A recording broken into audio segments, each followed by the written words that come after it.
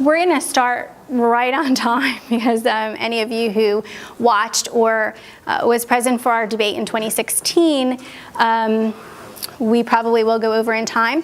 Originally, we had 21 candidates respond, and 1 withdrew from running, and 2 had family emergencies that within the last 2 days, either a husband passed away or a child's really ill. So there were 18 confirmed. We're 6 short right now, but I need to stick to the schedule because we've worked really hard, and so I'm going to start, so we're nice and prompt on time. So good evening. I'm Jennifer Radebach, the founder, CEO, and president of New Path Academy. I want to thank everyone for taking time out of their busy schedules to participate in our second candidate debate.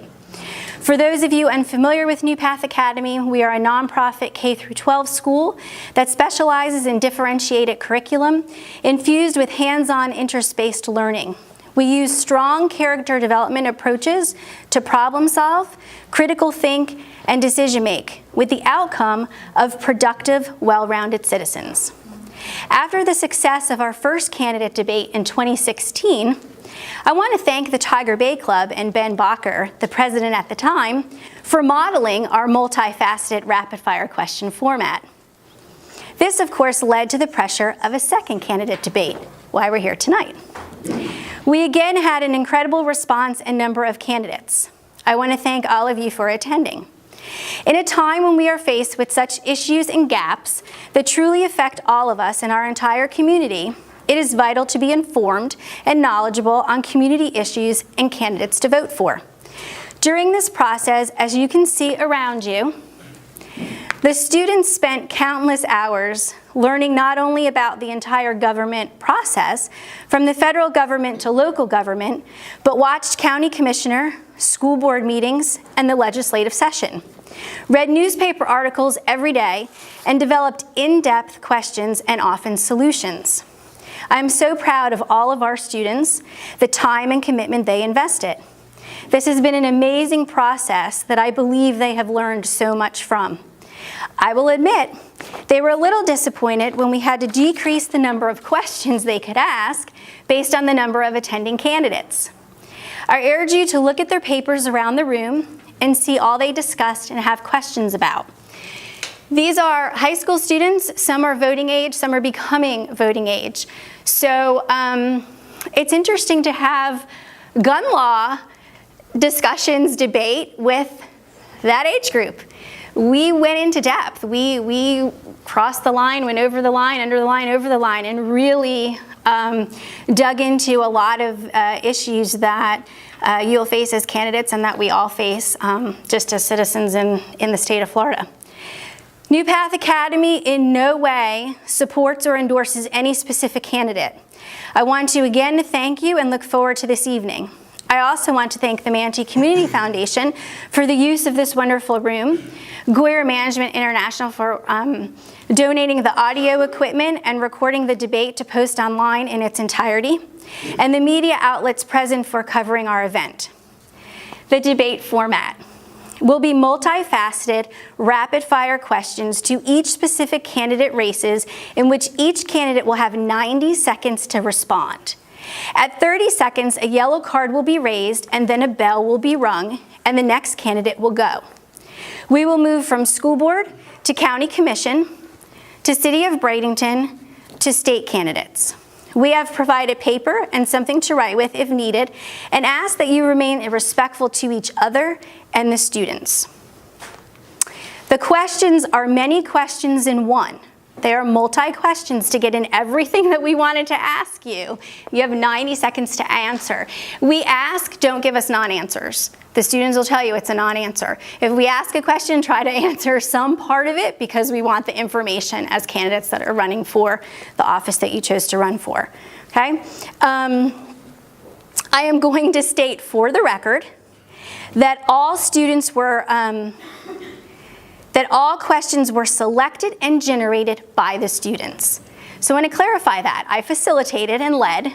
This has been a semester-long project that is a major grade for them to earn credits towards graduation.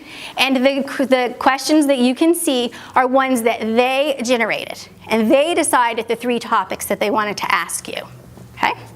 No media outlet have parental permission to speak to any students, and it will be prohibited. At the end, the students have put together their class opinion based on this semester-long project with no intent of disrespect, but rather telling it like it is. Okay? So with that, we're going to start. Stephen?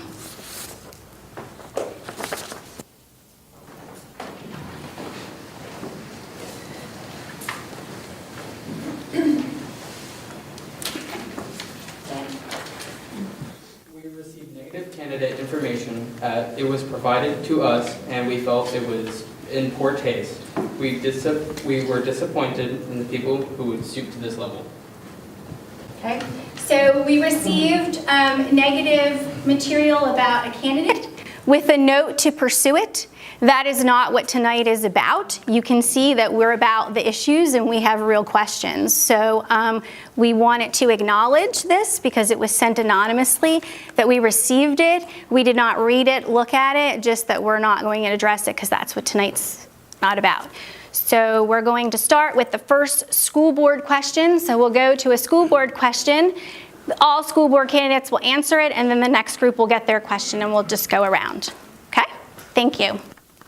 If I may make a note, we're okay now, but should Mr. Cologne come, we will not be able to answer the same question because of a sunshine violation, according to our general counsel. So he's not here, so it doesn't matter. That didn't come up in that didn't come up in 2016. I didn't have that, and everyone answered the questions. So we'll have to determine whether or not it's an issue that may come up for a vote. Okay. We're going to ask the questions that we're going to ask. If you want to recuse and not answer it, then we have a non-answer from you. Right now we're okay, because I'm the only school board. All right, we're up. Let's go.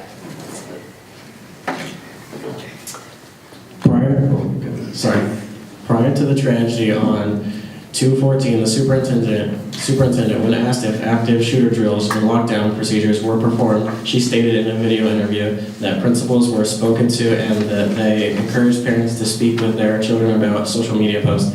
Currently, what safety procedures are being implemented at every school? What is the procedure for a threat on campus, be it an active shooter or another situation? Do you think that outside security is the answer to the needed SROs?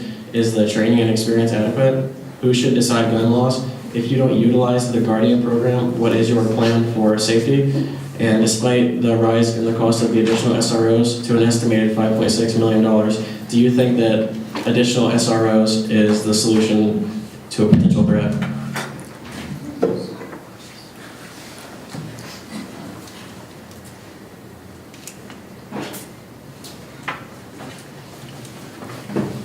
My name is James T. Holden. I'm a candidate for District 5 School Board. First and foremost, the tragedy in South Florida gave us focus in terms of the most important aspect of providing for our children and having a safe environment. I do not believe that the answer is the new Guardian program that was promulgated by the Florida legislature, nor do I think that the current training for resource officers is sufficient. We have a new threat. This is a new day. I think that we need additional training for law enforcement officers. I think that the resources of our future are too precious for us to think that we can provide law enforcement as we have in the past.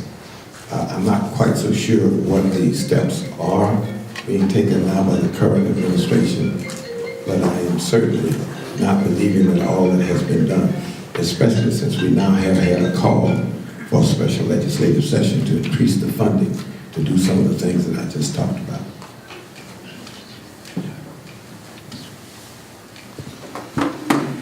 Dr. Scott Hopes. I'm the chairman of the Manatee County School Board, and I am running for re-election for District 4. So those of you that are soon to be able to vote, register. So on August 28th, you can vote for me.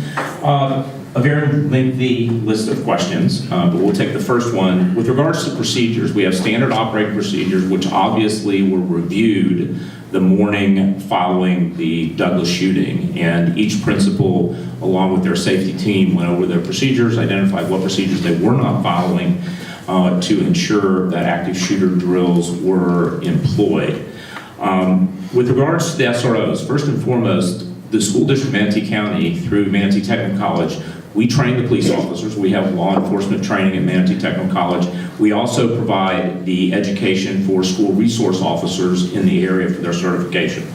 As you may be aware, in reading the articles, we pulled together the entire board with law enforcement authorities, and we decided that the best solution was to have uniformed, armed law enforcement officers and sheriff deputies in our schools. That is the approach we took. We are now in a situation, because of the county deciding not to continue the participation in funding the additional officers, we are going to have to look at alternatives. So Tuesday, tune into the workshop and the board meeting, because we're going to be looking at our alternative solutions. But first and foremost, we were the first county and district in the state to put law enforcement officers and sheriff deputies in every single one of our schools, and 2 officers in each of our high schools. Thank you. My name is Joe Stokes. I'm in District 4 in the school board race, and I appreciate the opportunity to speak to you, and I compliment you on your project. The first question was about school safety, and I have tried to, and I have contacted most of the District 4 principals, and I asked that question, what's different now, and what do you need? And unanimously they said the first thing that they appreciated was the SRO on their campus. Now, the high school, middle school, which are in the district, they already had those individuals, but all the principals felt like the SRO is the most important piece that has changed. And I support that piece more than the Guardian program, which a question was asked about that. The Guardian program is not going to be a police officer. Their duties are very limited, their authority is very limited by statute. And so I'm very concerned about the Guardian program being the solution. I think we have to look at the fund balance of the district. I think that is a piece that hasn't been answered yet. It was even asked at the last council meeting, what is the fund balance for the Manatee County schools? Because as a grandparent or a parent, I would want the best taking care of my child. And I feel like that's the SRO piece. As far as the source of this problem, the reason the county and the city and the school board came from an unfunded mandate, and I think you have to look at the source of what created the issue. It's one thing to say every school will have an officer. It's another thing to pay for.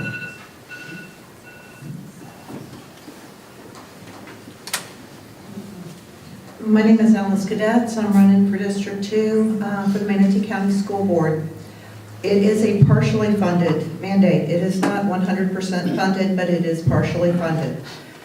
In that also has areas where they can harden the schools to make it harder for people to get in there. I would much rather have a situation where an active shooter could not get in a school to begin with than to be able to get in and then have to worry about who's going to stop some crazy person with a gun in a school. I also have grandchildren in the school systems. So it is a concern for me. Personally, I don't care if it's an SRO or it's somebody in the Guardian program that's been properly trained. I know that I'm veteran. I have sons that have been in the military, and I would easily put any one of them in the school to protect a child, because I know that they would stand in front of a bullet any day for a child. So when you say the Guardian program is not necessarily a good idea, I'm not really so sure about that. And I know as far as what the schools have done is they've started locking a lot of the gates. Again, I have grandchildren in the schools, locking doors, locking gates, and making sure the schools are a little bit more secure than what they were, because most of the time they were just wide open. Sure. We were answering some of the questions. Yep, there. My name's Candy Luther. I'm running for County Commission District 6. That's a school board question. Right, Yeah. we're going to ask County Commission question now. Okay, different question. question. Okay. You have name tags, so if you don't want to waste your 90 minutes, but whatever you want to do first time around. Yep. First question for commissioners. Do you agree with capping impact fees at 90%? How would you prioritize the use of the half-cent sales tax? Impact fees can be used for parks, including the Palmetto Pool. Would you designate funds for that? With the development of almost 6,000 homes in North River Ranch, 600 units approved for the city and current development projects, yields enormous traffic problems, lack of infrastructure, lack of emergency services, etc. As a county commissioner, would you continue with this trend? Okay, I'll admit I didn't hear everything that you said. Do we need? Ask it again, because the mic kind of cut out. It was hard to catch everything you said, but I can tell you, we need to collect. We'll repeat it. We'll repeat it first time. Okay. Do you agree with capping impact fees at 90%? How would you prioritize the use of the half-cent sales tax? Impact fees can be used for parks, including the Palmetto Pool. Would you designate funds for that? With the development of almost 6,000 homes in North River Ranch, 600 units approved for the city and current development projects, yields enormous traffic problems, lack of infrastructure, lack of emergency services, etc. As a county commissioner, would you continue with this trend? Would I continue with the trend of not collecting 100% impact fees? Absolutely not. We need to collect 100%. The developers need to pay their share of what they've done in this county. I'm probably on the same side as you with that. I'm very frustrated at everything I've seen. Money's not going where it needs to go. Things that need to be done aren't being done. I've sat behind fire trucks and ambulances and watched them trying to part the traffic on University Parkway and not being able to get through. Is someone going to die waiting for an ambulance to get to them? You know, is that what it's going to take before somebody does something about it? It's wrong. It's already out of control, and we can't go back and fix what's already done. But we need to move forward in the right direction and not in the wrong direction, and we do need to stop out of control building. And there's probably even more on the slate than what you're aware of at this time, as far as what's proposed to be built. Every day it grows.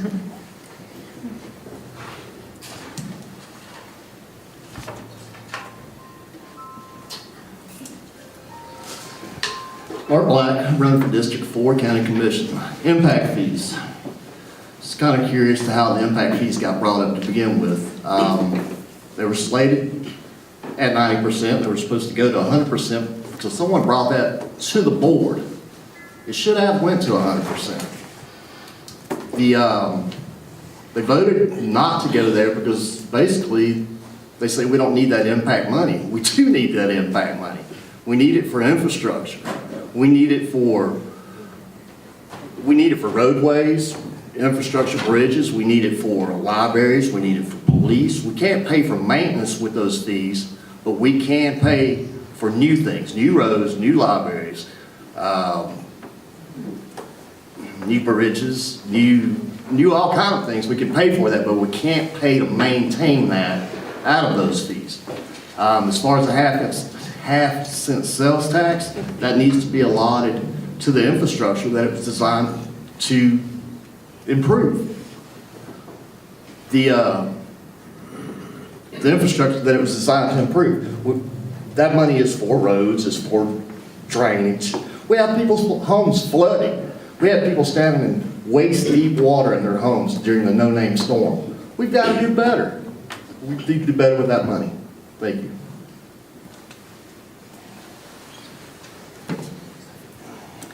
Thank you, New Path Academy, for having us. My name is Misty Servia. I am running for District 4 as well. As a planner for 30 years, I understand impact fees intimately. So let me just give you a few bullet points since we only have 90 seconds. So impact fees must have a study that supports the amount of impact fees that can be charged. Along with that, there must be a rational nexus. So that means if an impact fee is going to be charged, there must be a very logical argument to show why and that it benefits the community. Now, the question about 90% and 100%, I'm a little bit different, okay? I don't think we should ever charge 100% impact fees, and here's why. The study is not perfect science.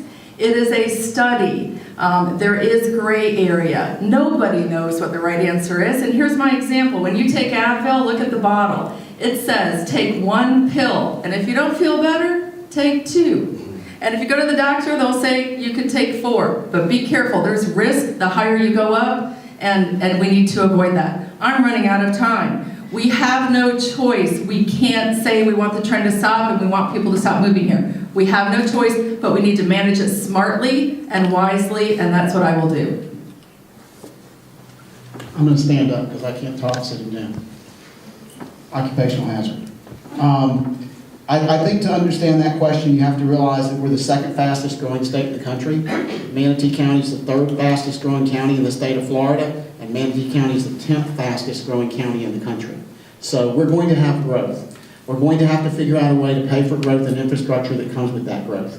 Whether that comes from impact fees or not, I think each time that we develop or look at the impact fees, we have to form that rational nexus. We have to look to see whether the impact fee is reasonable based upon what the impact fee is designed to do. I want to touch on the other questions very quickly. The half-cent sales tax, when we passed the half-cent sales tax, the county made certain promises to people that the money would be used for specific projects. When you drive around, you can see big billboards that say half-cent sales tax is being used for this project. They had an oversight board that they put citizens on. I applied for that board. I didn't make it, but I applied for it. And there's a board that's supposed to monitor the half-cent sales tax to make sure that they use it for what they promised they would use it for. So that money's pretty much gone. A pool north of the river, I certainly support a pool north of the river. I also support improvements in South County. Our South County issue is we need some redevelopment in South County, which is where I'm running in District 4. We need families. We need sustainable growth. We need new businesses. We need to do something to bring the poverty rate at Bayshore High School from a 95% poverty rate down so that we have less poverty, more homeowners, less renters. So that's the best I can do within 90 seconds. Sorry. You guys are doing great.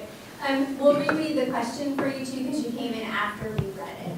Thank you. And the description. Our questions are many questions in one. And you have 90 seconds to answer. At a 30-second mark, a yellow card will go up if you have 30 seconds left. When you read the question. Yeah, very sure. Nice, good job.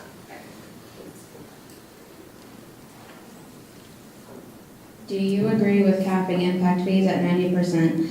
How would you prioritize the use of the half-cent sales tax? Impact fees can be used for parks, including the Palmetto Pool. Would you designate funds for that? With the development of almost 6,000 homes in North River Ranch, 600 units approved for the city, and current development projects yields enormous traffic problems, lack of infrastructure, lack of emergency services, etc. As a county commissioner, would you continue with this trend? Good evening, my name is Reggie Bellamy, and I'm a county commissioner candidate for District 2. The first one I would like to address is obviously the impact fees. That's a hot topic right now in the community. I honestly take just listening around and listening to things that's going on. We need to make sure that we're very clear that we are in the need for impact fees. My approach will probably be somewhat different. I don't think as a county commissioner I would take and make a decision just based on what I think. I think the most important part is to have community forum and hear from my district and identify their view on those issues and then take and make an informed decision. I do know sometimes I would have to take and make a decision based on the information that's in front of me, and I think I have the ability to approach that. That being said, when we identify impact fees, obviously there is a need for some things to be addressed in our community. Not to just go too far on what he stated, the approach is to make sure that the board is holding everybody accountable and make sure everybody's doing their part. Now I'm inside 30 seconds, so I'm going to go directly to the Palmetto Pool. Me being from Palmetto, obviously that's a sensitive conversation from us. I do think there is a need for that. So the citizens and the individuals, especially our youth that's north of the river, can have some of the same entertainment and educational opportunities with a pool in their community as others.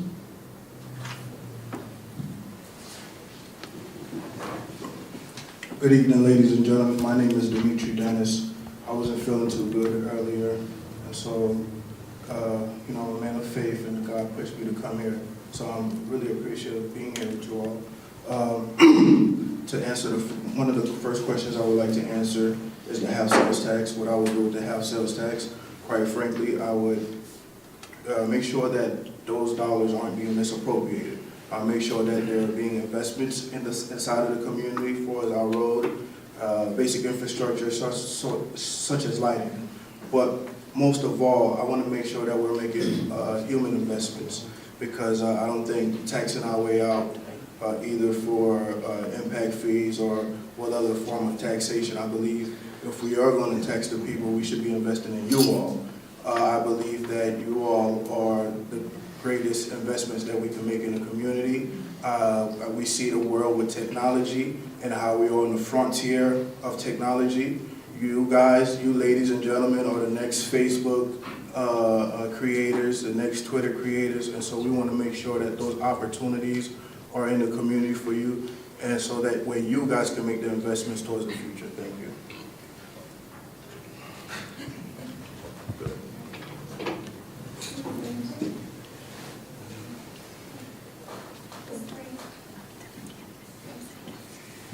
The average home cost is $285,000 to $300,000. What is your plan to improve affordable housing? With the 600-unit housing approval from Manatee County, what are your solutions for traffic issues, water runoff, and possible contamination? And who will monitor and ensure accountability? Hi, my name is Cornelia Wynn. I'm a candidate for City Council in Ward 3. So I hear the concern about affordable housing in the city of Bradenton. There's not a ton of opportunity to build new housing communities within city limits. There's probably a lot more opportunity for the county to have that happen. There is some space, I want to say, in Ward 3 where we could have some new developments put in with more affordable housing. But what I would love to see is more job opportunities be brought to the city of Bradenton so that we're in less need of affordable housing. People can buy the houses that they want to and have great jobs and careers. We've got great education facilities in our county, MTI, SCF, affordable places where we can get an education. Now we just need to bring the jobs to the city of Bradenton and have less buildings that are sitting there vacant, looking dilapidated and sad. So that's ideally the plan that I have for my race, is to bring infrastructure into the city.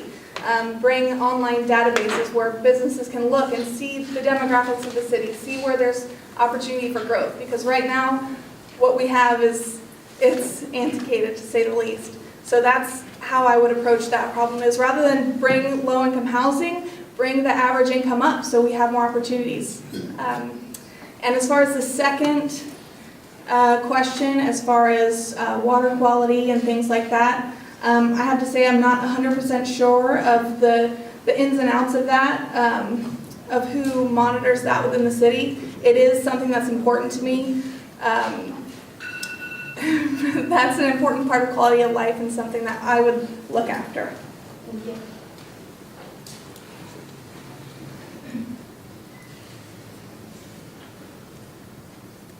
First question for state reps. Who should make gun laws? Would you have supported and voted for SB 7026 and why? Do you feel it was a knee-jerk reaction or that it would really be effective in an active shooter situation? Is it comprehensive and provide for preparedness in a potential threat? Do you agree with the Marshall Program and the Guardian training? What services do you see the mental health dollars providing, and what oversight should be put in place? Do you agree with the unfunded mandate parts of the bill imposed on local county budgets? All right, thank you. My name is Liv Coleman, and I'm a candidate for Florida State House of Representatives in District 73. I want to thank you all for attending and for the New Path Academy students for hosting this debate. There's a lot in this question.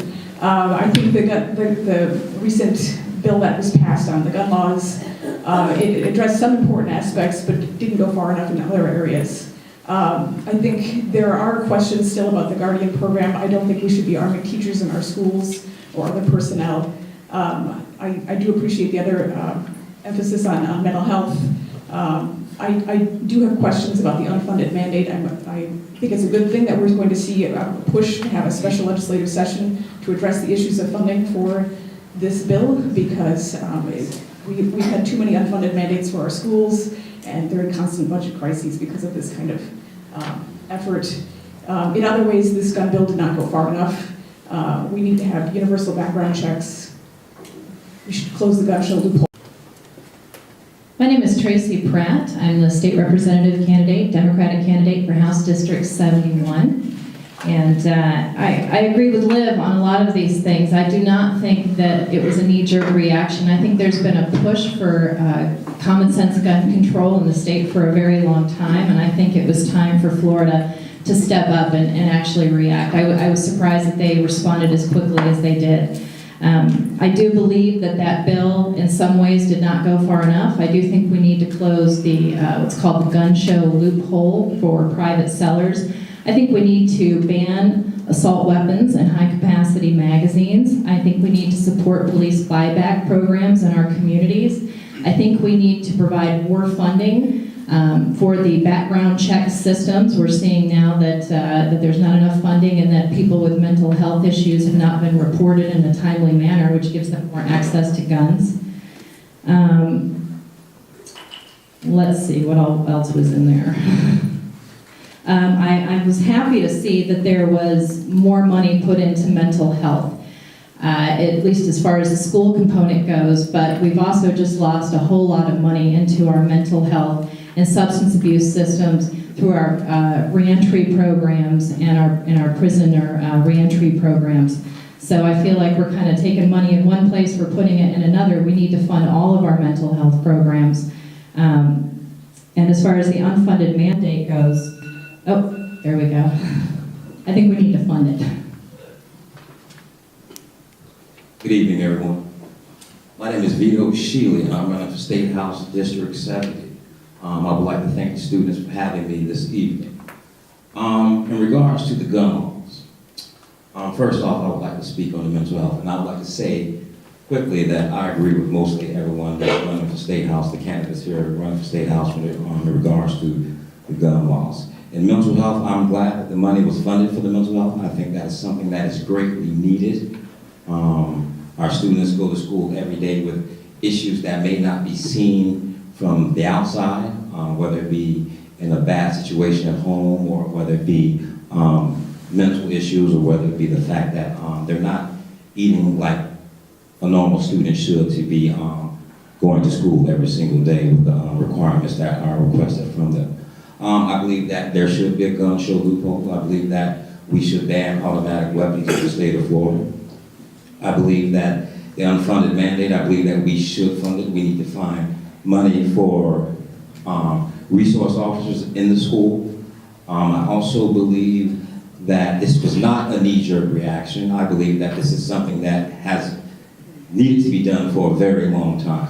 I'm glad that we stepped up to it. I'm very happy to see the students take the stand that they have taken and fight legislation in the state of Florida to make it known that we will no longer sit back and put up with this type of legislation. We need to protect our children. We need to protect the teachers in the classroom, and I agree with that. Thank you very much.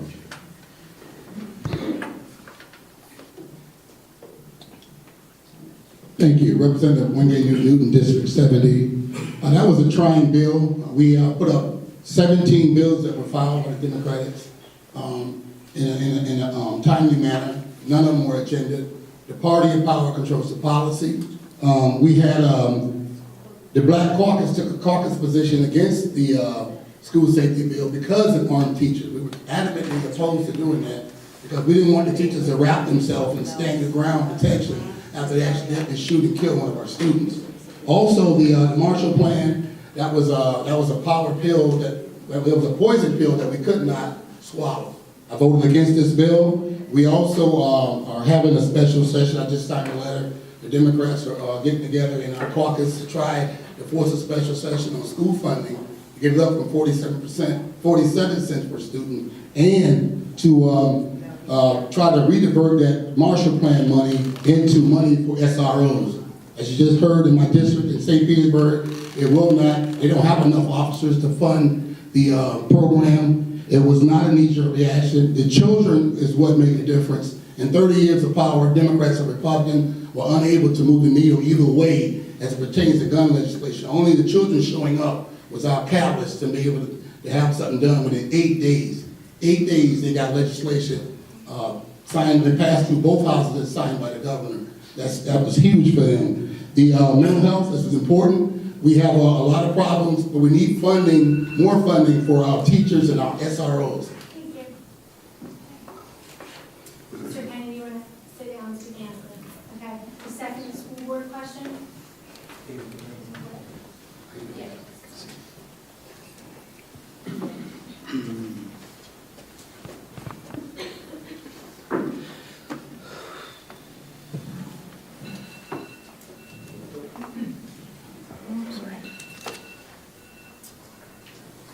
Percentages of youth between 10 and 17 years reported they're being bullied, feeling hopeless for at least 2 weeks straight, and some said they seriously contemplated committing suicide.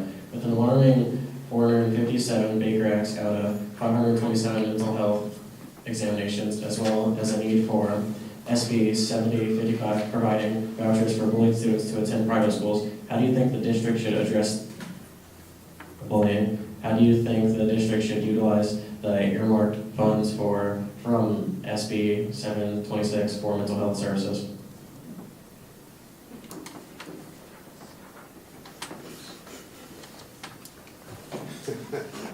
There you go. There you go, Reverend Golden. Just bully me, right?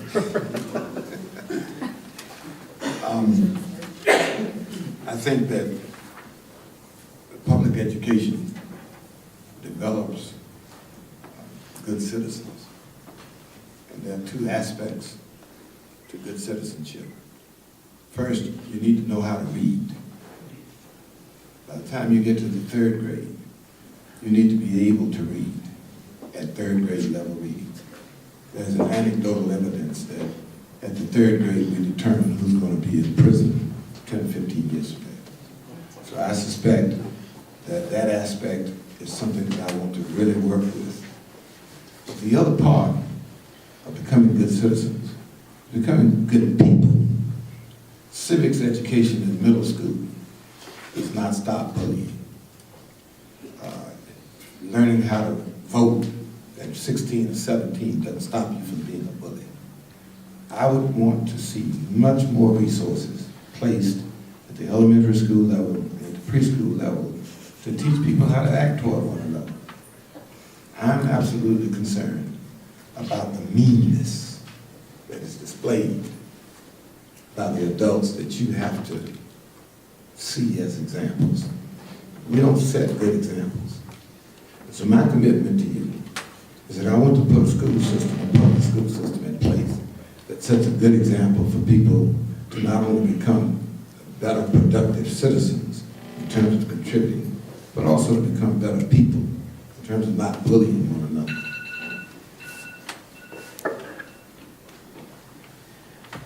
So I'll go first to the funding for mental health. In the district, we are increasing the number of psychologists in the schools and the number of counselors in the schools. In addition, we are implementing a private program at no cost to the school district to put a mental health licensed counselor, psychologist, and counselors in all the high schools and a majority of the middle schools. In addition to that, around the bullying aspect of it, we rolled out a bullying app in the school district of Manatee County's iPhone and Android app, and we have professionals that are actually monitoring that app. And so with regards to alternatives, we are probably one of the most progressive districts in the state with regards to alternative public schools as well as voucher schools. I don't believe we're at the point where we're seeing a large number of students wanting to transfer to other schools specifically for bullying. But the heart of it is to make sure that everybody's aware of it, that it gets reported, and at the school basis, we react. And the first step is to utilize the reporting tools that we have so that we can ensure that if this is taking place in our schools, that we have services in the school for students to access. Parents need to help us as well. Parents can use the app to report bullying. If they see it, if they hear it, they need to report it, and we will respond. I think there's an issue that we have to face, and that's been social media and the impact that it's had on students. And at the age that was mentioned here, from 10 to 17, personally as a principal at a school and a director of elementary schools that got calls from parents, I think there's a secondary education that we need to help students understand about the things they say and how that is, of course, hurtful and creates negative relationships among their peers. Our counselors in our school district, if you would inventory what they do, they would say they would spend too much time on testing. And I think if we're going to have counselors and they're going to be effective in working with students, we have to take a look at who really monitors the interactions of students among each other. And so I think that a priority has to be that our counselors are able to actually talk to kids. I know that sounds simplistic, but again, my experience has shown that that doesn't happen as much as what we might think. And the drive and strive for testing has changed the role that many of our counselors have in schools. The opportunity for a student to, if they're bullied or in a fight, to transfer to another school was something that the legislature has just passed. And I don't know that we'll see the full effect of that until parents and students understand the impact of that. But I think we have to be ready to admit that if a student is coming that close, they need to transfer. Sorry. I have put 6 children through school here in Manatee County, and bullying is an issue. Everybody wants to act like it doesn't happen, or when students go and tell a teacher or an administrator that something's going to be done. And I know firsthand that most of the time, nothing gets done. I, as a parent who have been to the school and complained about bullying, have also been bullied. And I was even threatened to be arrested for reporting a bullying situation. So it's not as simple as what some people seem to want to make it. Bullying is a real issue in the county. I personally have no tolerance for it. A teacher that allows it, a principal that allows it, a assistant principal that, let's just say, may scold the students, and that's as far as it goes, and then later it becomes twice as bad. That's not how you handle it. Good afternoon, students in the audience. I apologize I was late, but thanks for having me here. And to bullying, I think all of the answers have already been touched on, so I'll keep this short. Number one is that students are the first line of defense, I think, against bullying. It's just my opinion as a high school teacher. I certainly witnessed it in my room, and it's the teacher's responsibility to step on that when you see it. But there are a lot of, please silence your cell phones.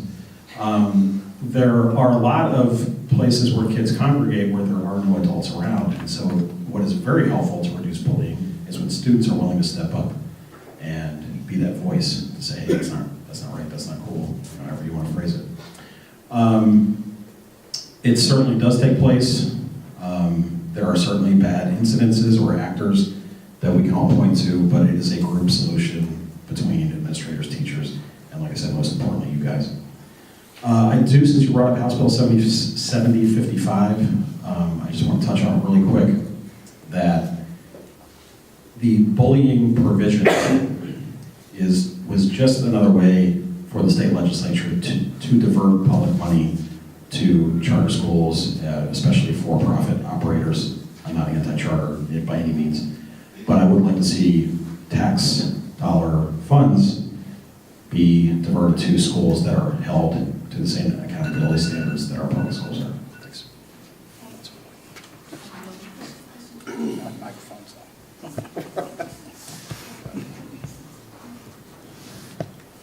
This is the second county commission question. You're a county commission candidate, right? So you're going to be up first after this question. Great. I'll go by the bay. overruling of advisory boards, county habit of purchasing land from developers, serious lack of affordable housing, and projected budget shortfall, comments from a county commissioner that the county's finances are crashing and burning. Do you agree with the decision to extend the county administrator's contract twice in 5 months after a vote to replace him and a national search was conducted? Would you have approved the Aqua by the Bay project? What are your plans to increase affordable housing and utilize the information from advisory boards? Bunch of issues there. Hey, I'm James Satcher. Sorry I was late. Came straight from work. So absolutely, I would not have extended that contract. Right now, the county commission, there's a whole lot of backbiting. There's a whole lot of talking. They're upset at each other. They're not working right. And if you're a developer, though, then things are pretty smooth for you. When the developer couldn't get paid for his land that he wanted to get paid for, they all went to lunch. They came back, a vote flipped, and he got the money he wanted. I don't plan on doing, I don't do politics that way. I don't do government that way. I don't think that's right. We need to put the people's wishes first, hear from the people of Manatee County. All right, I'm going to go back an issue that y'all asked the school board, but it involves the county commission too, because the county commission just north of here in Hillsborough just voted to extend the waiting period on buying guns from 3 days to 5 days. I think it's wrong that they put a 20-year-old single mother and told her she can't protect herself, she can't protect her family, she's on her own. They're saying these no-gun zones is just, here we are, target us, come here, this is the best place you can do horrible things. I think it's wrong. Is that what the yellow card meant, that I was out of time? Yeah, 30 seconds. Oh, I got 30 seconds? If you could please stick to the question. What was that? If you could stick to the question Turn the mic asked. on, turn the mic. Thanks. Sure. What was Aqua by the Bay? Tons of details. Did I do something wrong? Thank you, Al. I could hear you perfectly. Aqua by the Bay. Sure. There's so many details to it, and it's been in the works for so long. I was there. I came because I am a pro-business. I'm a Republican, a conservative. So I went to one of the meetings. I don't have time to sit around and go to every little bitty meeting. But I went to one of the meetings. I was going to support the thing. But then it got on my nerves so bad that I could tell everyone was lying through their teeth on both sides of that issue. And so I just left. So, it was frustrating. I came in at the end of that one. Thank you. You're welcome. You pass the mic, please. I'll get it. County Administrator Ed Hunziker. Absolutely, he should not have been reinstated. I have a picture of me online holding a sign that says "Fire Ed Hunziker." That's how I feel about that. Aqua by the Bay. No, that should not have been approved. There was no site plan. I watched the entire hearing. Citizens opposed it. The last piece of shoreline is now going to be destroyed.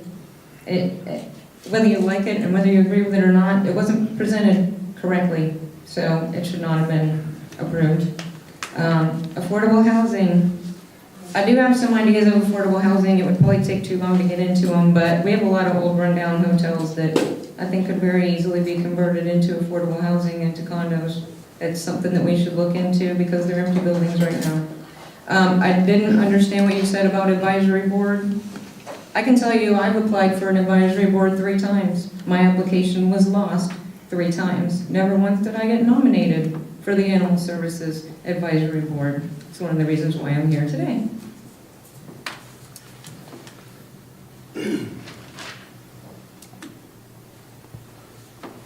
Mark Black, as far as Ed's contract, no, it should not have been extended.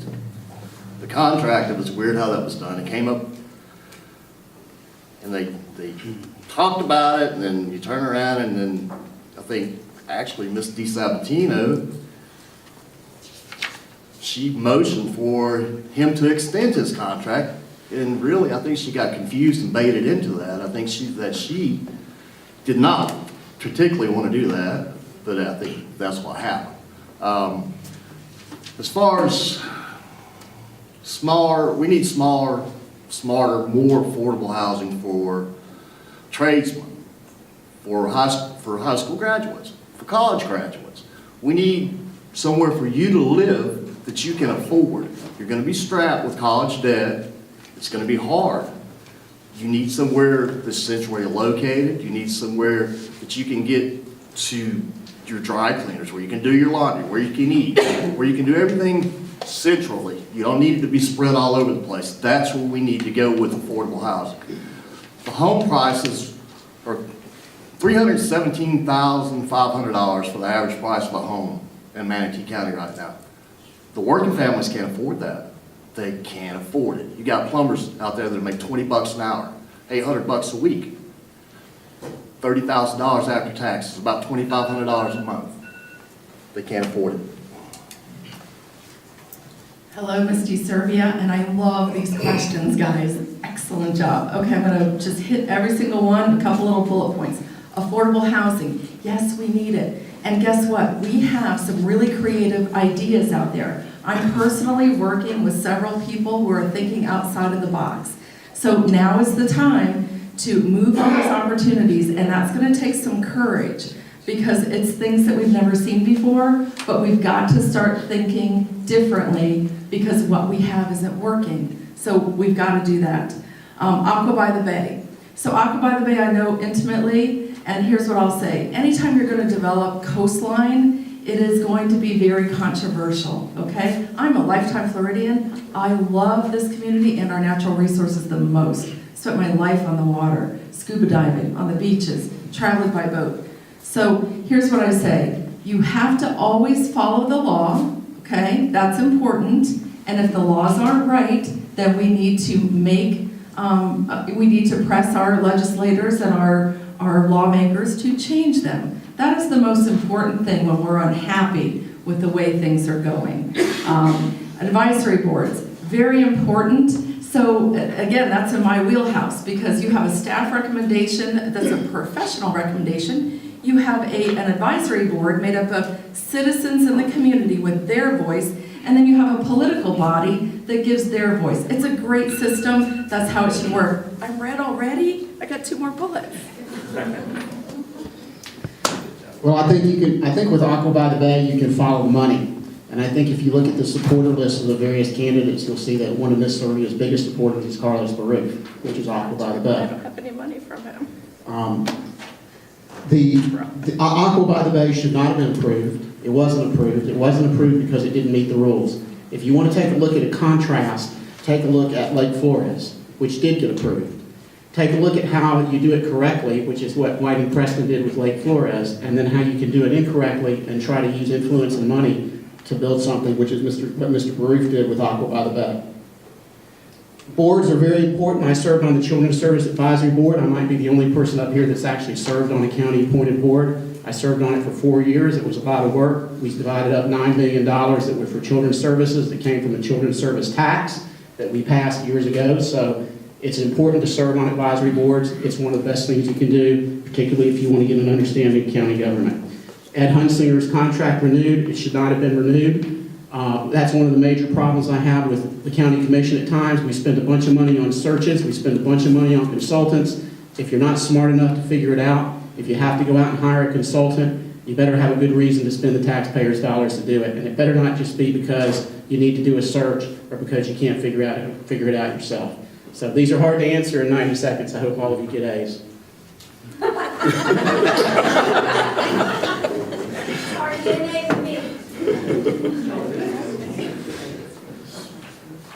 Okay, I'm going to start with the affordable housing. Representing District 2, we definitely need to look at affordable housing. I know several college graduates that has come back to Manatee County or desire not to come back because they cannot afford somewhere to live. And being a college student and coming back home and living with your parents, the lifestyle changed a little bit. We need to identify ways so we can bring affordable housing to our community, and more specifically, District 2. As far as Aqua by the Bay, there's a lot of information out there. I'm the type of individual that likes to look at the laws and the details specifically, and then make an informed decision. some of that information at this point, my research is still there, to be quite honest with you. So I will probably be reluctant to go all the way in on Aqua by the Bay. Concerning the county administrator, myself, I'm an executive director at a youth agency, and job performance and evaluation is very, very important. As how the contract was extended and things like that, that detailed information would have to be looked at from my standpoint before I make a comment as far as yes or no. And it has not at this point. Thank you. Good evening, ladies and gentlemen. I'm Dimitri Dennis, and I'm running for the County Commissioner District 2. For as Aqua by the Bay, I'm not too detailed on it. However, I would take an assessment, take up a consensus, and then make an argument from there. For as banning guns and assault rifles, I would not put a ban on any guns. Quite frankly, I think it would be impractical. You'd be asking the government to pretty much send in the military to tell people to repossess people's guns.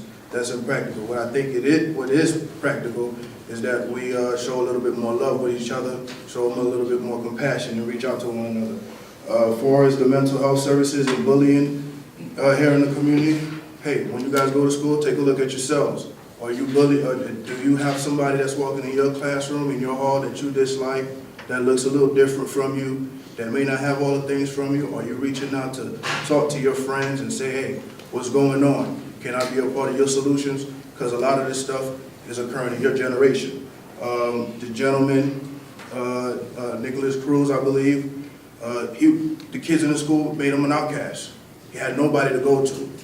And for kids like that who don't have parents, that's a hard situation. So we must look inside of our own selves. And for as bullying as well, hey, the technology is on you guys' side. We're going to make the investments to continue to make sure that you continue to be successful in the community and pushing the frontier of technology, and at the same time that you're reaching out to other students and other folks to work with them. Thank you. There's a trend to buy land from developers. Are you in favor of this? What is your recommendation for the rest of the land at the new Neil Kayak Park? Do you think the $5.6 million Riverwalk to Village of the Arts project will yield the desired results, and if it is worth the investment?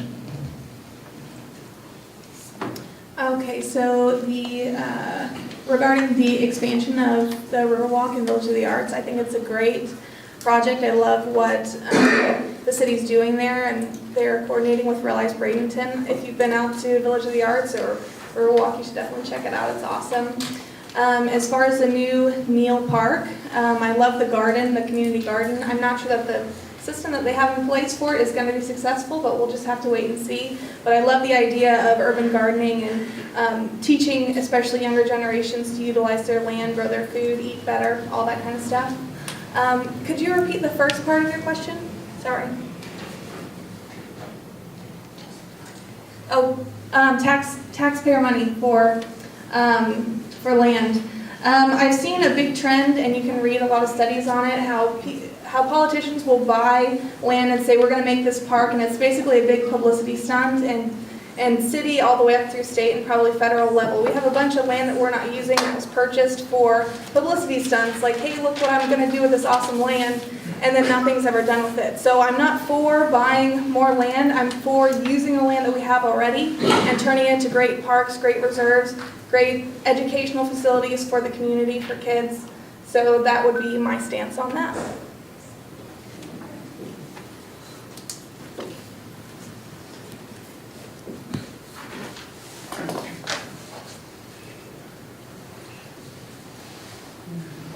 For 50% of students not on grade level or prepared for kindergarten, lack of gun awareness and preparedness, high teen pregnancy rate, drug epidemic, high bullying rate, that SB 7055 had to be passed for bullied students to attend private schools. What bills do you plan to sponsor?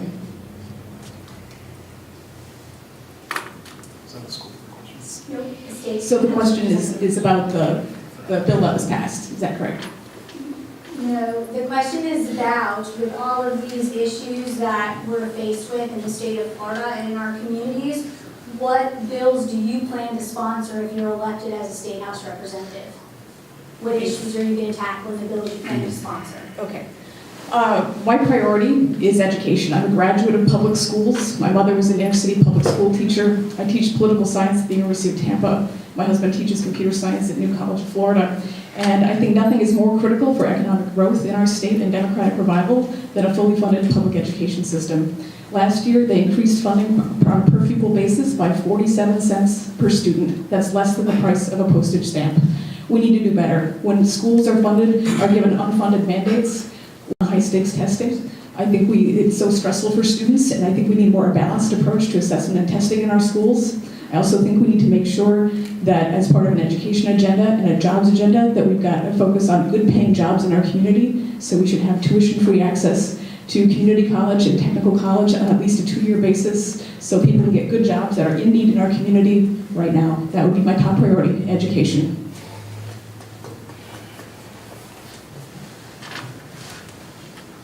Again, I'm Tracy Pratt, running for state representative, House District 71. I also believe very strongly in our public school system. I'm a graduate of public schools, and I think it is the bedrock of our society. I think a voucher system actually undermines that. I think it's really important that we keep our tax dollars into our public schools and offer a great opportunity to all the citizens of our community. I also heard you talking about higher pregnancy rates. I think we need better education. I think we need better sex education. I think we need better access to health care and reproductive health care. That's all I wrote down in that really fast question. If you could repeat it. It's just what bills you're going to sponsor. Well, in any bills that I sponsor, I don't support a voucher system. I have some leeway in regards to special education or special needs, but I don't think that our tax dollars should be going into a voucher system for private education or religious schools. I think there's a problem there with the separation of church and state. I'm a constitutional lawyer. I believe very strongly in civil rights, and I see a violation there of the Establishment Clause of the First Amendment. So I would not be supporting any vouchers in that regards. Thank you for the question. Again, my name is Vito Sheila, candidate for State House. Education is very important to me. I come from a family of educators. My grandmother was an educator for over 30 years. And any candidate that's up here right now who doesn't say education is the most important thing, you need to rethink voting for them. I certainly believe that right now, the main focus that we should be focusing on is also safety, but making sure our teachers are paid what they deserve to be paid. I would focus on the arts. I would also focus on reading and take the focus so much off of testing. So my bills that I would pass, or one of the first bills I would pass, is to see more pay for teachers. We're losing too many teachers to other states, and we need to keep good teachers here in the state of Florida. Again, I would focus on the arts. We need to bring back some art programs into our schools. It's very needed. We need to bring back PE into our schools, and we need to focus on the students, not the test. One of the other things that was mentioned was House Bill 7055 with the Bullying Act. I disagree with that bill. I think, again, that we need to bring more resources into our schools so we can work with our students. Once again, the social media is a big impact in that. We need to find ways to address that as well. Again, my name is Vito Sheely. Thank you again. State Representative Wingate Newton. It's been a major onslaught against the teachers since I arrived in Tallahassee in 2016. I'm endorsed by the Florida Education Association, which is the teachers union. A bill was passed last session that would require the teachers to have a 50% plus one paid membership. Currently they have 30%. If they don't, they'll decertify them. The whole mission is to rob the public education and divert it all over to charter schools. 7055, 7026, all those bills were designed to move money away. If you look at the underlying issue, as far as the bully bill, that's like having cancer and giving somebody a Robitussin. You gotta treat the bully, deal with the bully. You shouldn't have to flee your school because of that. What we're going to do, we currently are trying to get a special session brought on. We're gonna amend 7026 to fix that unfunded mandate. We're gonna try to redirect those Marshall schools funding to more SROs for every school. That's what needs to be done. As you know, the makeup in the House is 79 Republicans, 41 Democrats. So the party in power controls the policy. All these pipe dreams you're hearing about will not happen. We file bills that don't get amended, they don't make it to the floor. We support the teachers wholeheartedly, but we cannot stop this onslaught. The gambling bill that is gonna bring us back to Tallahassee on special session has $7 billion with a B in it for private charters. This is an onslaught. So what you're gonna need is more Democrats to make that 120, that 79 more closer to 60-60. That's how we're gonna turn this tide. Thank you. The third school board question? Slack. Only 50% of third graders above reading level, a possible superintendent search, a non-amicable school board, a narrowly approved school tax which advertised for teachers and bus driver raises. Now only 50% is slated towards teachers and bus drivers. Why? What are your plans to address these major direct district issues, accountability and transparency to the public?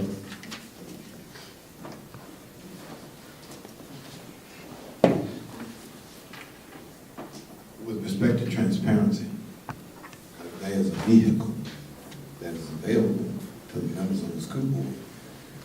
I checked. So far, only Mr. Kennedy and Mr. Hopes have availed themselves of what is described as a one-on-one board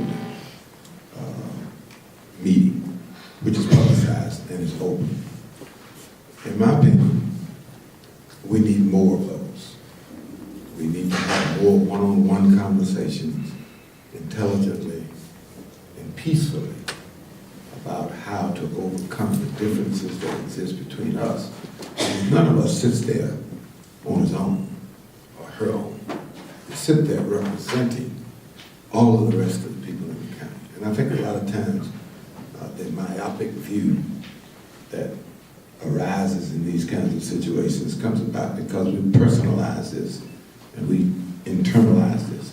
And so I think that the first job that we will have after this election is to be a board, not 5 individuals up there trying to press their personalities and express their individuality upon all of the rest of us in the county. So to say how that plays out, it would take like-minded people who are willing to cooperate, collaborate with one another. Thanks for writing this question for me. Our questions: transparency. Transparency, accountability, and grade level reading. My 3 priorities. Transparency, go to our website. You will find that we've got a dashboard now that has real live data about where we are progressing academically with student success and academic achievement. Accountability, we've empowered the audit committee. The audit committee stirred things up. It's creating change.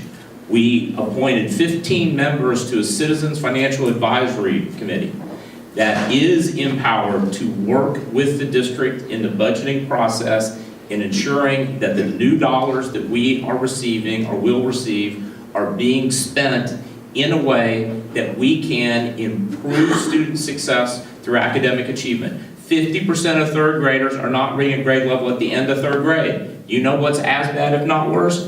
50% of ninth graders at the end of ninth grade are not reading at grade level.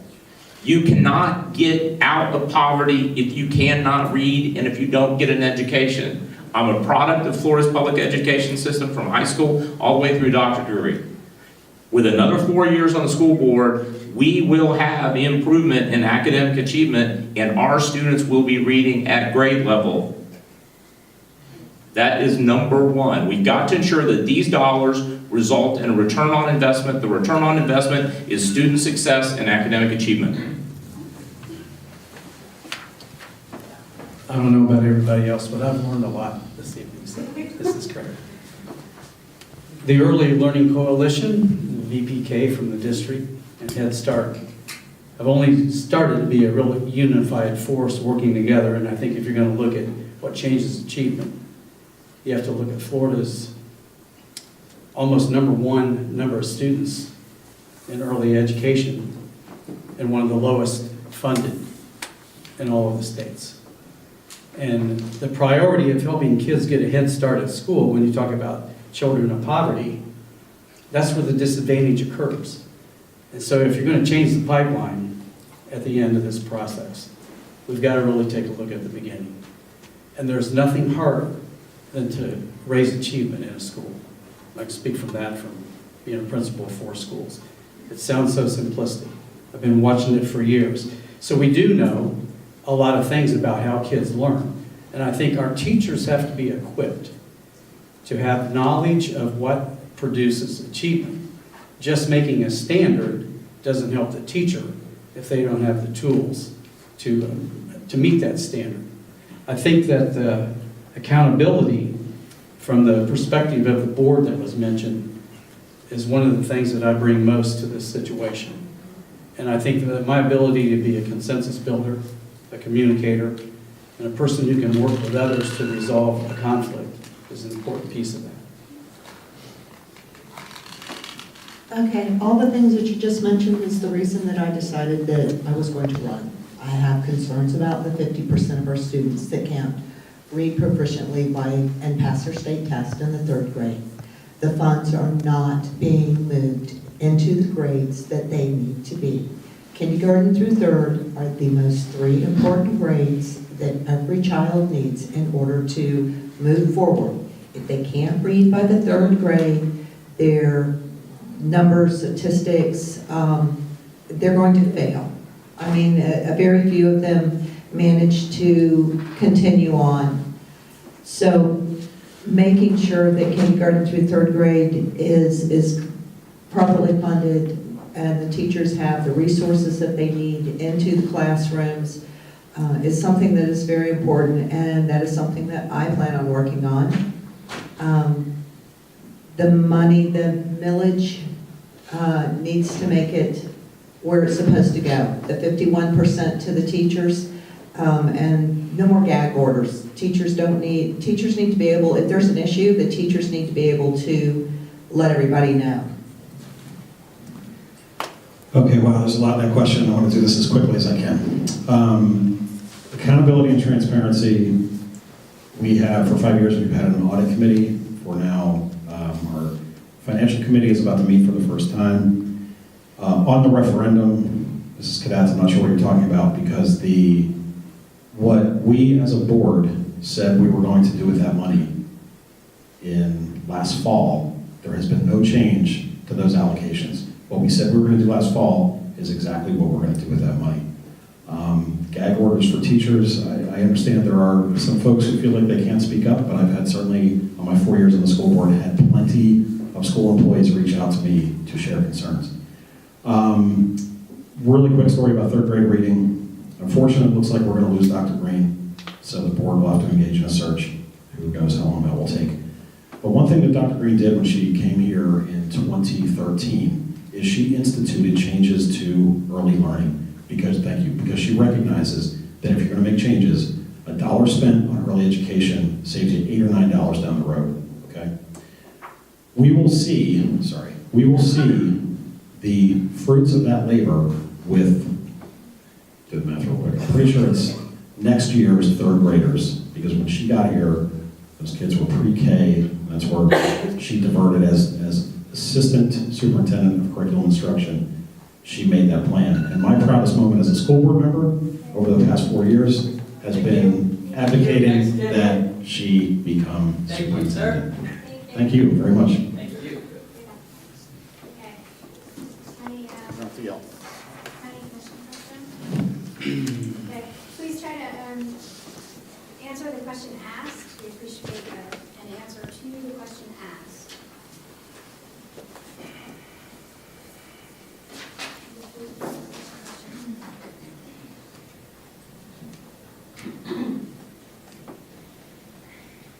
Do you think it is within the authority of the Board of County Commissioners to vote and remove past historical monuments? Do you agree with the May 8th vote to not allow the people to decide? Do you think it is appropriate that a county commissioner protests wearing a Manatee County government shirt? Do you think it is within the authority of a county commissioner to call for the resignation of a nonprofit's executive director?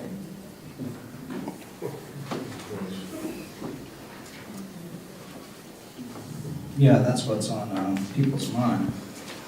So, absolutely, let me just say going forward, when I'm county commissioner, if Antifa comes to town, I can guarantee you they will not have my vote. They will not have my cooperation. If they say, oh, I want to give you $1 million, I'll say, I'll take, anyway, I'm not going to do anything they want, okay? And so, when you start letting people push you around and push the county around and you take the decisions away from the people, it's wrong. It's not right and it's good. Then in May 8th, absolutely. The county commission held a meeting and someone brought this issue up and said, why don't we give it to the voters? Well, the lady that I'm running against, she had some rigmarole, great excuse. We don't have any place that we could put this statue. When they just bought 32 acres and paid $3 million for it, I think they ought to put it on their 32 acres. So, no, I don't agree with getting pushed around. I don't agree with moving things because where does that stop, right? My background, I just spent 7 years going in and out of Haiti working as a missionary. So, I care about people. I'm a pastor by trade. So I love everybody. But the people that are working against this country that won't be satisfied until every single American institution is torn down, they don't have my vote.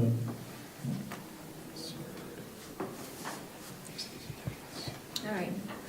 Should the commission have the right to approve removal of a monument? Absolutely not. Some people came in, some people made threats. Threats are not the way that you present things to the county. If that worked, I would have probably gotten a lot more things done by now. They didn't have the right to make the decisions that they made. This should have went before the people. The people should be making the decisions. Our elected officials are supposed to represent the people. Right now, they're representing themselves and what they want. As far as the protest goes, I participate in protests.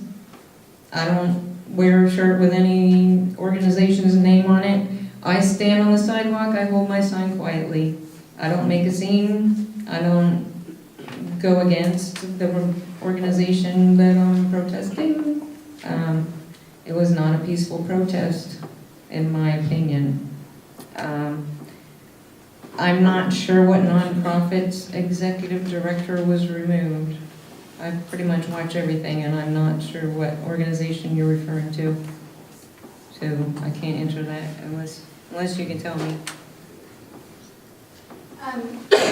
The students are referring to if it's within the authority of a county commissioner to call for the resignation of an executive director of a nonprofit. So if the county commissioner wants to call for my resignation because of something that they think that I did, No. Is that within No. the authority of county commissioners? That's not under their authority, absolutely not.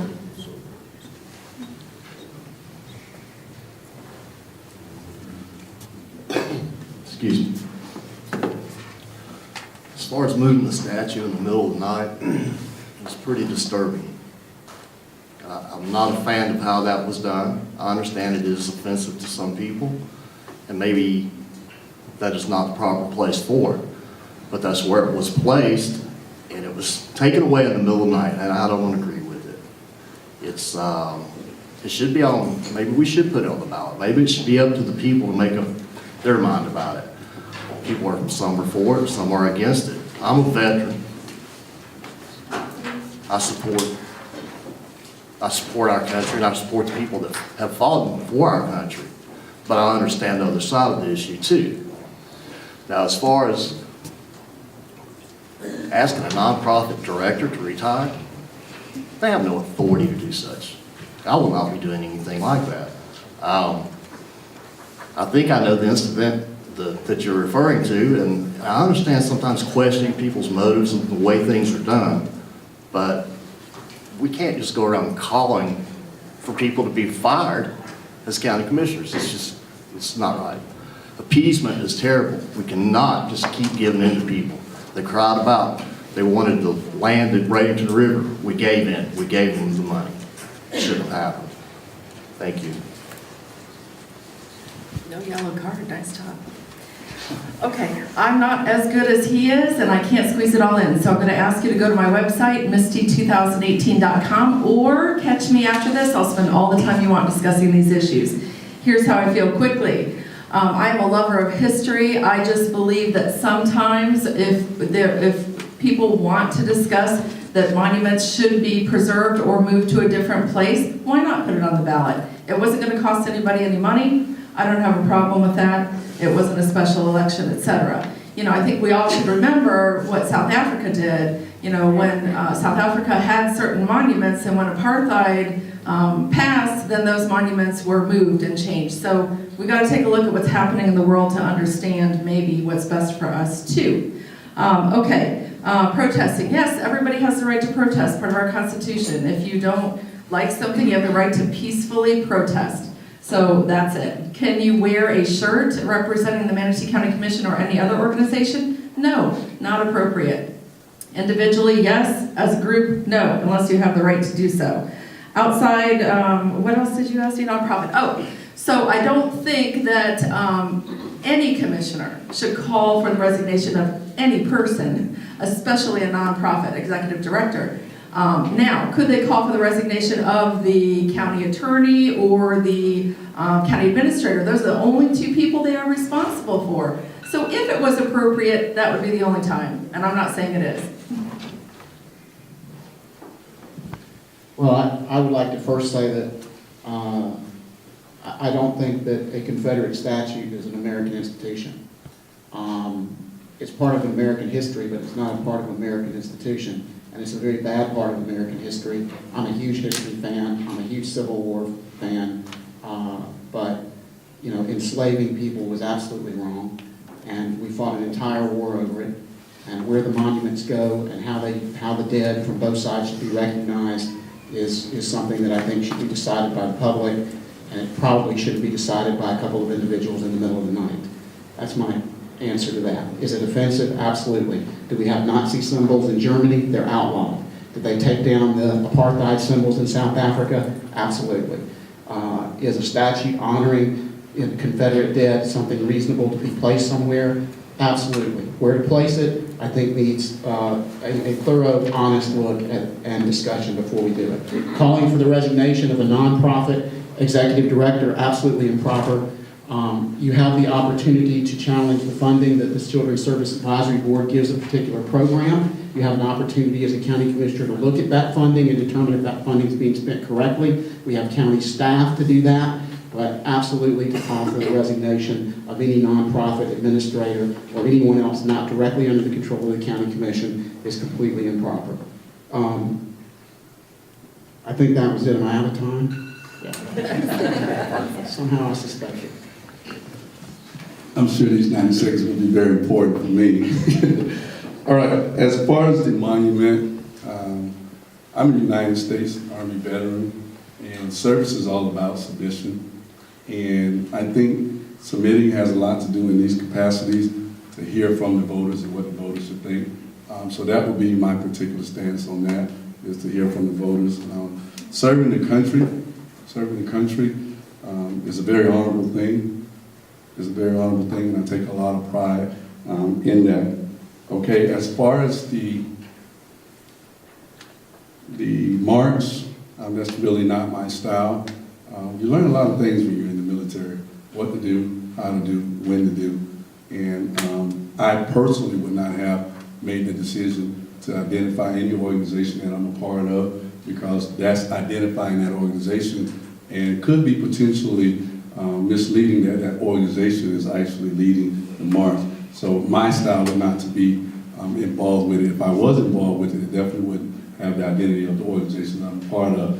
As far as calling for the resignation of the executive director of a nonprofit organization, if you all do not know, I am that individual.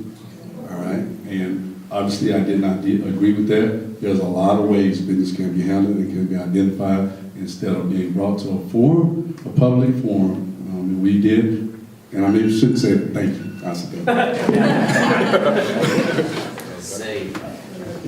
Good evening, ladies and gentlemen. Once again, my name is Dimitri Dennis, and I represent District 2. I think that pulling down of monument statues is a sign of intellectual cowardness. I believe that we should address all the underlying issues in our community. I also believe that that many of these statues represent a large portion of our society, their culture, their heritage, and we should not negate that fact. There are statues such as Robert E. Lee that have been pulled down. Not only he might have owned slaves, but at the same time he was a great war general in World War I. When they fought Japan, their generals sat down warrior to warrior, congratulated each other. And so there's a large portion of our society, they may want to erect a Robert E. Lee statue just based off the fact that he was a great war general. Should the monument, pulling down the monument, be up for a vote for the people? Sure. But I think it should be a process for the entire community. We all should be able to erect statues that represent everybody in the community. Because there's folks in all corners of this community that have contributed to Manatee County. And also, I agree with, So let's not pull out the statues. It represent a large portion of our society, represents folks' heritage. I think that we should not negate history like that. Also, our president also spoke of, we can't pull down everybody's statue. We can't pull down Thomas Jefferson or George Washington as a part of our history. Thank you. How do you envision revitalizing the downtown area? What are your plans to ensure that historic sites don't reach the condition of needed demolition? The city has a homeless gathering issue. What are your plans to remedy this? Great questions. As far as the needs of the community, there are a lot of needs of our community as far as homelessness and drug addiction and all of that. Part of what I'm hoping as an overall theme of my campaign is to get especially younger generations involved and engaged in the community. So that boils down to voting as far as me getting elected, but also as a sign of a healthier community. If people feel like they have buy-in and they have ownership of their community, it's going to also increase engagement in other areas as far as nonprofits and helping people and just being there for your neighbors. You know, being part of the community isn't just voting, but it's understanding the needs and seeing where you can contribute and help in those needs. As far as revitalizing Bradenton, I spoke about it a little bit in the first question, but there are a lot of areas where our city needs innovation, and from what I've seen of the current people in place, they're not at a place to innovate because they're not even up to par. They don't understand the free options out there as far as like Facebook Live, or I spoke at a meeting about Airbnb, and they're just so far behind that they can't even be at level, much less innovate. So I'm looking to bring kind of a fresh perspective to the city council. I'm a database administrator, I've got an IT background, and there's so much potential. There's so many free and really cheap options out there that we can bring that will encourage business and encourage development and growth within our community. So that's what I'm hoping to bring.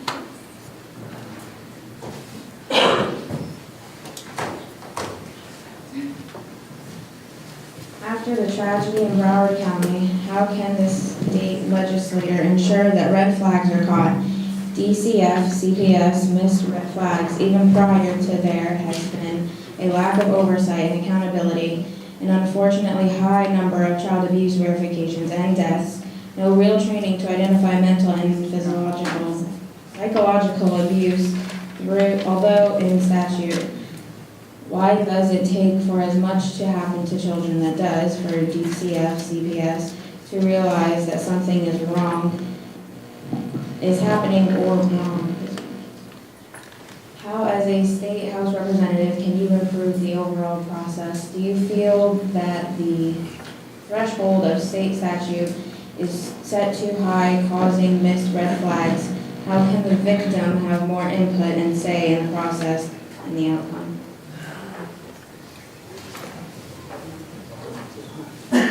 Thank you for that question. Clearly, there needs to be more done to make sure that these, Florida, as I understand, has a very high rate of child abuse and too many people who slip through the cracks of the child welfare system and who are harmed and fall ill or meet their death. And it needs better oversight, it needs better funding, there needs to be better management of these contracts that are given to private entities as well, to make sure that people don't go slipping through the cracks. I'm glad you asked this question. It definitely deserves further thought and study.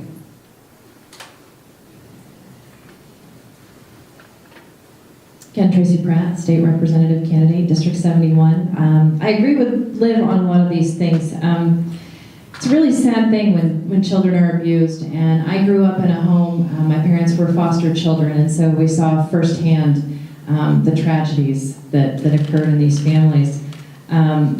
But I think a lot of times funding is the issue. We need to have more resources to fight these battles, and we also need to rely on programs that we see working elsewhere. We see that something is handling, we look at the data, we look at the science, we look at the social science, and we say, hey, this is something that we can try here, but we need to have the resources to do it.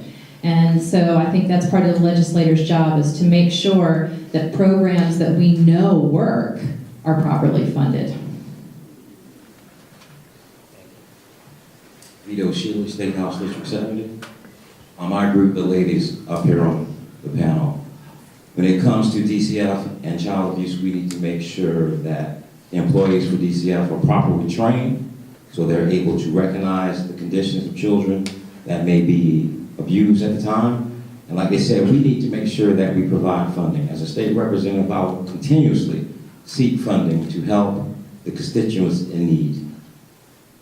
Child abuse is something that we cannot stand for in the state of Florida. For years, we've seen how DCF has allowed certain children to slip through the cracks. That's something that we cannot continue to stand for. We need to have accountability. We need to make sure that the funding is there for these children and the families in need, and that's what I'll seek as your next state representative. Thank you very much. State Representative Wingate Newton. I serve on K-12 appropriations. And we often see in every news report about how you find kids sleeping in cars at Wawa, how you have problems with the Eckerts and other terrible situations for our young people. My first bill passed out of the House was an Affordable Housing Task Force. So when I get back to Tallahassee in November and bill drafting open, we're gonna put forward a proposed bill to do a statewide task force on DCF and DSL to make sure that we have data-driven solutions to be able to accommodate these problems. At our last delegation update from Eckerd over in Hillsborough, actually we're in Plant City, one of the directors explained to us that what's happening is they got, they're caring for almost 100% of the kids, but they're only getting about 80% of the funding. Now, if that's a systemic problem here, it's probably the same problem statewide, but we need statewide standards so everybody can be on it. We did it for early learning, my first session, and we passed that. So now we need to make sure we get a statewide task force on the child abuse in our agencies to make sure your tax dollars are being spent wisely. And I will continue fighting and advocating for our young people.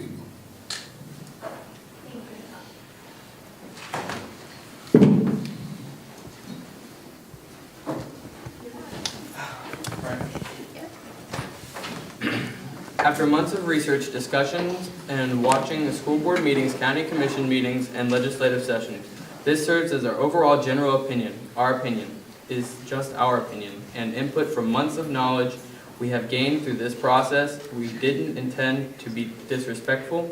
We appreciate your participation tonight in answering our questions. Thank you very much, and we wish you well in your campaigns.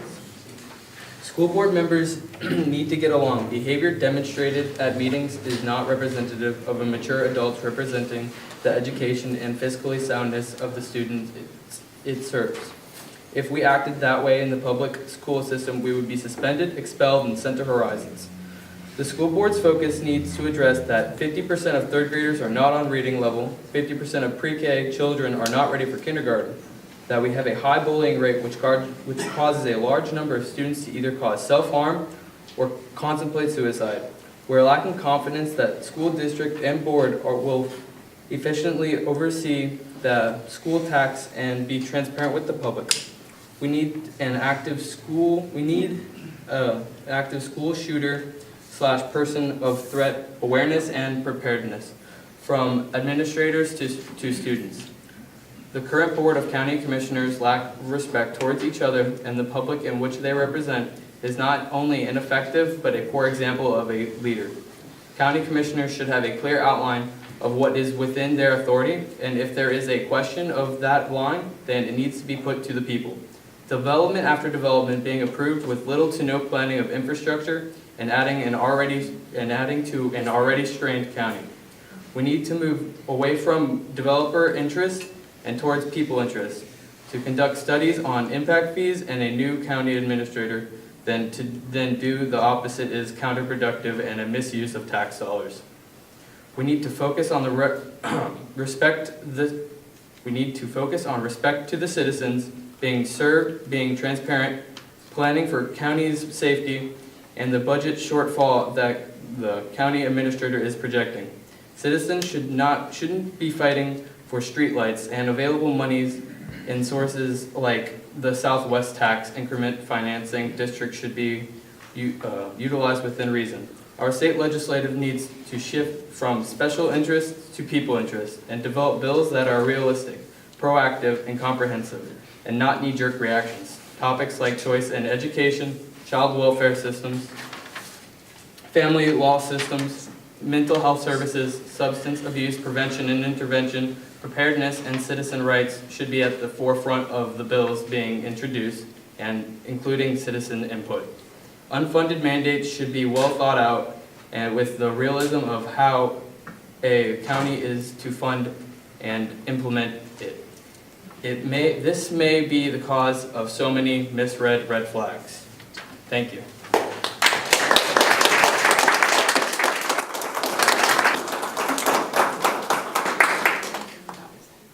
Well, we did better on time this year than 2 years ago. I'm going to come over there so my back isn't to anyone. Ugh, camera. I have to say, I commend you, the candidates, the majority of you who stayed within time this time. Can you hear me okay? Yeah. It's not like the mic, I just sound like a little child then. So you stayed within and you answered the questions, our loaded questions. With this time frame, sorry students, you could have done the 4 questions instead of the 3. You're asking a question. Yes. Can I finish? Well, yes you can, but I'm concerned. Okay. Maybe we're missing the opportunity to teach another lesson here. There's a member of the school board that is coming to the room. I'm getting to that if you let me finish. Oh, you are? Because we'll have time. I'm getting to that, the candidates that were late. Thank you. Okay. I cover everything. Anyone who knows me professionally, because I don't know a lot of people know me personally, knows I am very, very thorough and comprehensive. Okay. Believe me, I know. Okay, so you answered the questions. We didn't really have any disrespect or attitudes regarding that. Our questions are loaded. In a forum like this, we have questions. You can tell that the students researched for months. I am one probably that you don't want to debate with, but I am going to give just one little feedback that really struck a little nerve with me. So I've heard repeatedly about that we shouldn't be taking public school dollars for other educational alternatives. And I'm going to tell you, tonight's debate is the product of a private school education of at-risk students. So you need to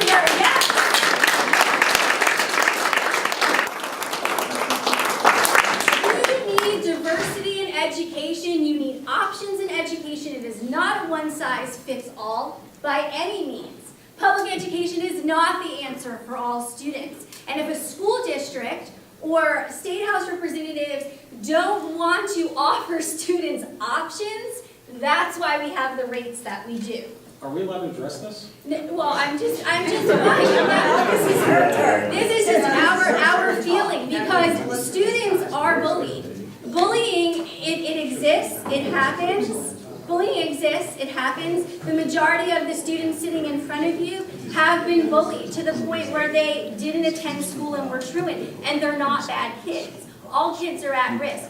So what I'm saying to you is to open up a little bit, that as education is a community issue, it's a state issue, it's a country issue. And students have to have more options than one thing. And it can't be viewed as it's my pot of money, it's your pot of money. If we collaboratively work together, we're gonna have more productive citizens. So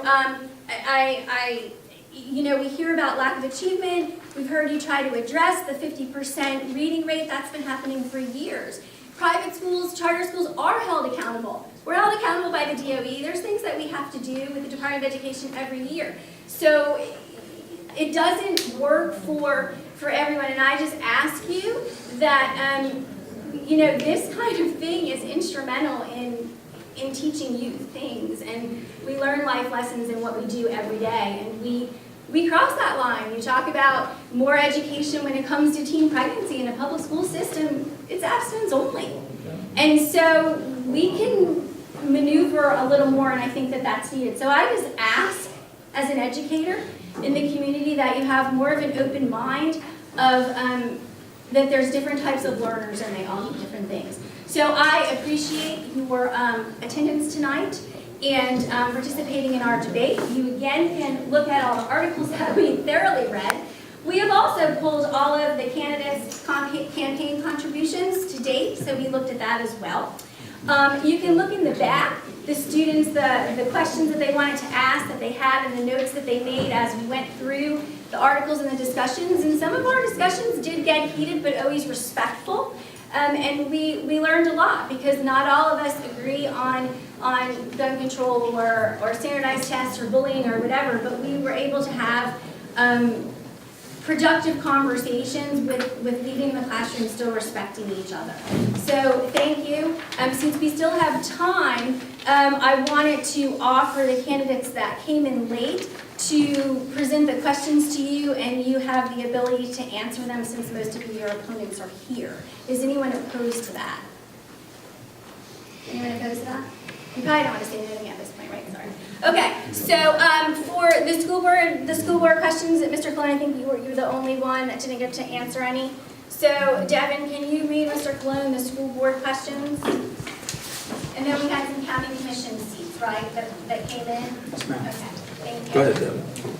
Prior to the tragedy on 2/14, the superintendent, when asked if the active shooter drills and lockdown procedures were performed, she stated in a video interview that principals were spoken to and that they encouraged parents to speak with their children about social media posts.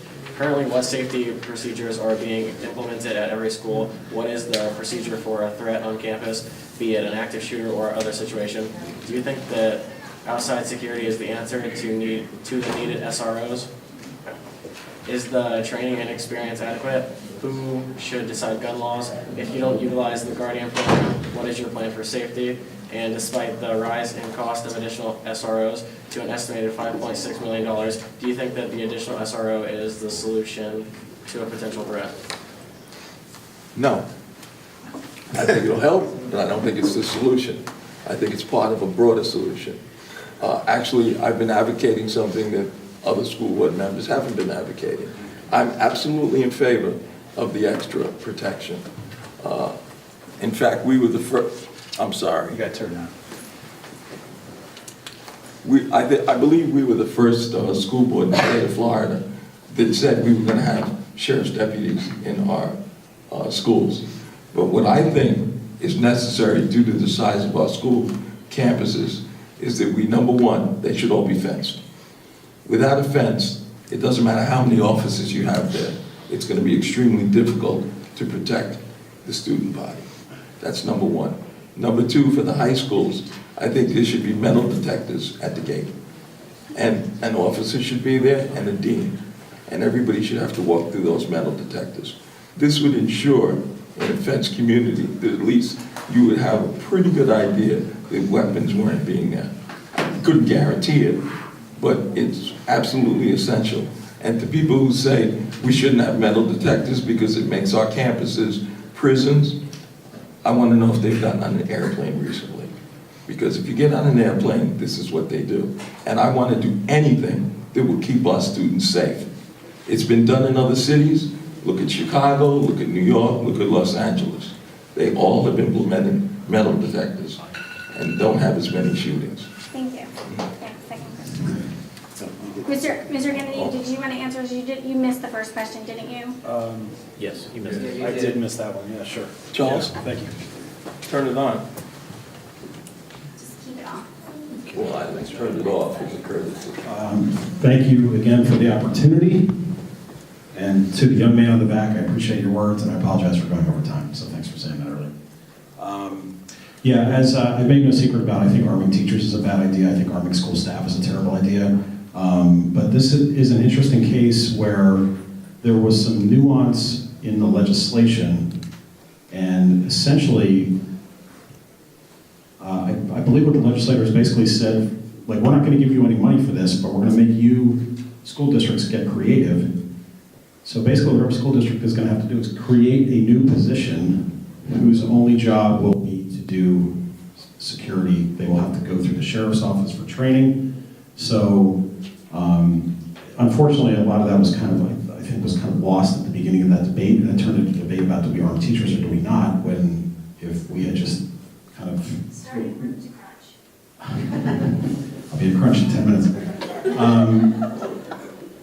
Unfortunately, a lot of that, we had a lot of distracting debates about it, whereas if the plan had just been laid out at the beginning, like, hey, school districts, we know you can't afford SROs, even though that's everybody's preference is to have trained law enforcement. Looks like we're gonna have to go the way most counties are. We're gonna have to create a new position. It'll be a 10-month position, and it will be somebody whose only job will be to do security, neutralize a threat, God forbid it would ever take place. Back to you. Okay. We're going to do you, and then we'll get the county commission. That's fine. High percentages of youth between 10 and 17 years have reported that they were being bullied, feeling hopeless for at least 2 weeks straight, and some said they seriously contemplated committing suicide. With an alarming 457 Baker Acts out of 527 mental health examinations, as well as a need for SB 7055 providing vouchers for bullied students to attend private schools. How do you think the district should address bullying? How do you think the district should utilize the earmarked funds from SB 7026 for mental health services? Well, throwing money at the problem is not always the answer. It starts right at the high school level with the guidance counselors and the teachers. There should be zero tolerance for bullying. I've made that recommendation before. I've actually spoken to parents who've called me about children being bullied, and I think it's imperative that we address that because, let's face it, it's a form of mental abuse as far as I'm concerned. You're abusing other students, and it's critical that people feel safe when they go to school and not be reticent about going to school because they're worried about being bullied.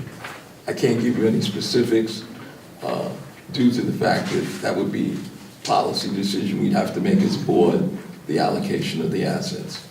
And I would look to our staff to create a policy for that, specifically addressing bullying. I believe we have something in writing already for bullying, and we just have to make sure we're diligent about it. Thank you. No, you answered. Now. Yeah, last question for you. Okay. Last question for you. Yep. Go Last ahead. one. With only 50% of third graders above reading level, a possible superintendent search, a non-amicable school board, a narrowly approved school tax which advertised for teachers and bus drivers raises. Now only 50% is slated towards teachers and bus drivers. Why? What are your plans to address these major district issues, accountability and transparency to the public? I don't think I can answer all of those in that period of time. You're talking about issues that have come before the board, and we've discussed in numerous workshops over many hours. I was a big advocate of paying the school bus drivers additional funds.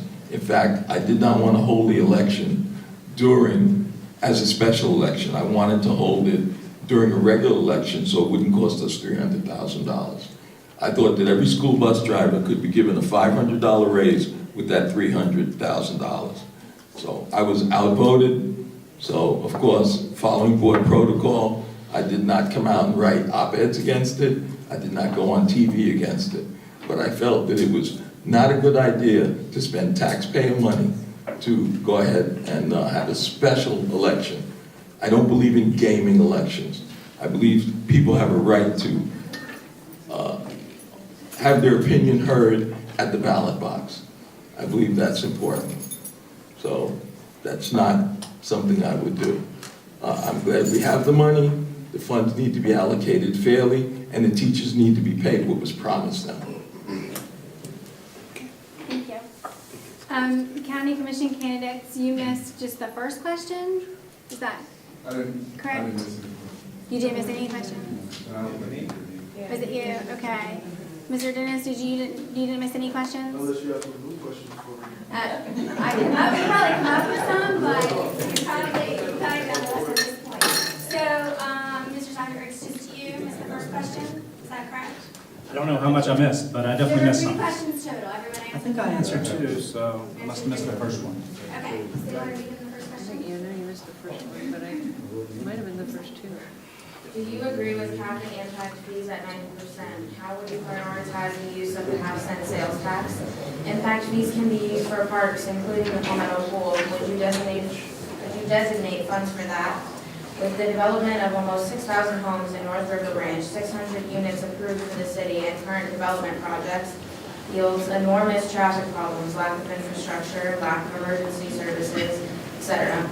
As a county commissioner, would you continue with this trend? Absolutely not. So I'm in favor of changing the impact fees or going to the 100%. That was the whole point of the study, was to figure out what's fair. And the decision that they came to, the people that everybody trusts, right? They went out and found good people and they said, this is what 100% is. They said, well, in 08, we're so poor, we got to change it to 90%. Fine, but here we are. It's time to take it back to 100%. If the situation, because I like low taxes. So I'm okay with a business person getting lower taxes. But the thing is they're planning on getting that money from the citizens, and that's where I draw the line. They're still planning on spending the same amount of money, but instead of doing it on the people that are making the money on building the houses to take care of the town that's getting the people to the houses, they're putting it on our backs. So I think that's wrong, and so I'm in favor of 100%. Did that answer the whole question? What else was there? So I've got a few seconds. I think on behalf of all of us, unless someone objects, I want to say thank you for having us and doing such a great job.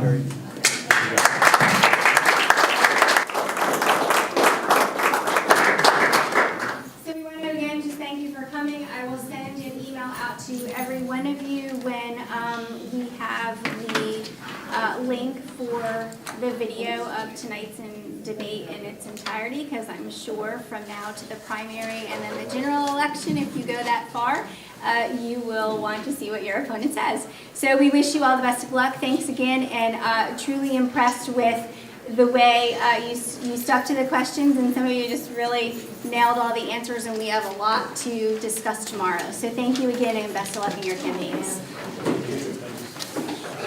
Let me ask you a question.